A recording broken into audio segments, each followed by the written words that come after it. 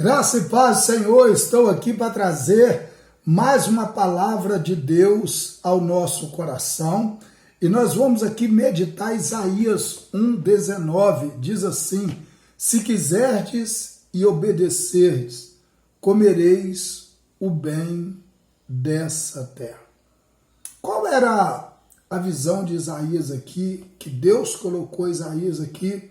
Nós vamos falar rapidamente sobre esse capítulo 1. E algumas coisas que Deus estava tratando com o seu povo aqui. Em primeiro lugar, o Senhor julga o seu povo. Deus jamais deixa de julgar o seu povo. E a Bíblia diz que o verso 1 do capítulo 1, verso 1 diz assim: a visão de Isaías, filho de Amós, que ele teve a respeito de Judá e Jerusalém, nos dias de Uzias, Jotão, Acás, Ezequias, rei de Judá. Verso 2, ouvi os céus e dá ouvido tu, ó terra, porque o Senhor tem falado. Criei filhos, engrandeci-os, mas eles se rebelaram contra mim. Então Deus aqui está trazendo um julgamento sobre o seu povo. O verso 3 diz: o boi conhece o seu possuidor, o jumento a manjedoura do seu dono, mas Israel não tem conhecimento, meu povo não entende. Então Deus ali está falando duramente, usando o profeta Isaías, mostrando que o povo dele não estava entendendo o que ele estava falando. Segunda coisa, que Deus condena o culto da hipocrisia. Deus jamais, ele conhece o nosso culto, a nossa entrega. Deus conhece isso. E o verso 11 diz assim: de que me serve a mim a multidões do vosso sacrifício? Diz o Senhor, já estou farto dos holocaustos de carneiros e da gordura de animais cevados, nem me agrado de sangue de bezerros, nem de cordeiros, nem de bode.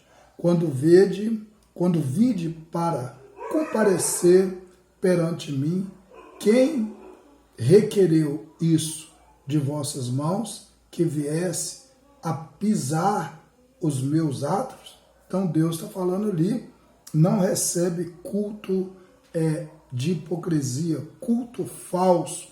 Deus não recebe isso. E o verso 18 até o verso de número 20, ele vai convidar a uma reflexão ao perdão. Então o povo deveria realmente estar ali arrependendo dos seus pecados. E o verso 18 diz assim: vide então, e racionemos juntos, diz o Senhor, ainda que os vossos pecados sejam como a escarlata, eles se tornarão brancos como a neve, e ainda que sejam vermelhos como carmesim, se tornarão como branca lã. Se quiserdes e obedecerdes, comereis o bem dessa terra.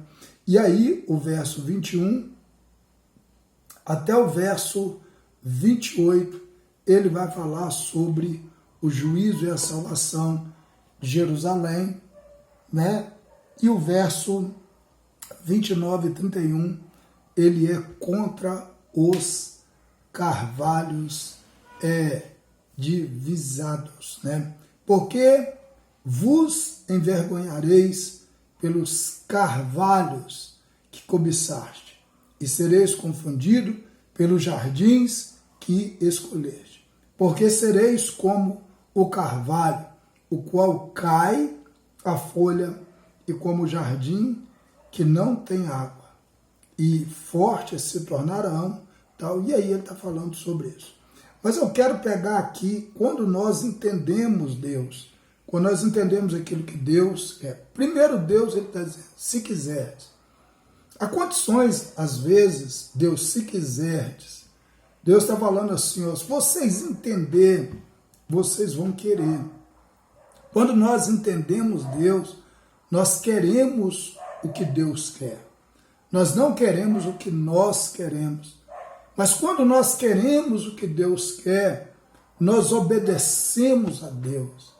Então, o querer de Deus, quando está em nós, e nós entendemos isso, nós passamos a obedecer. Quando nós obedecemos a Deus, nós vamos comer o bem da terra. Porque ali, um contexto ali agrícola, tudo aquilo que o povo obedecia, a prosperidade vinha as coisas boas, vinha. Assim também é nós.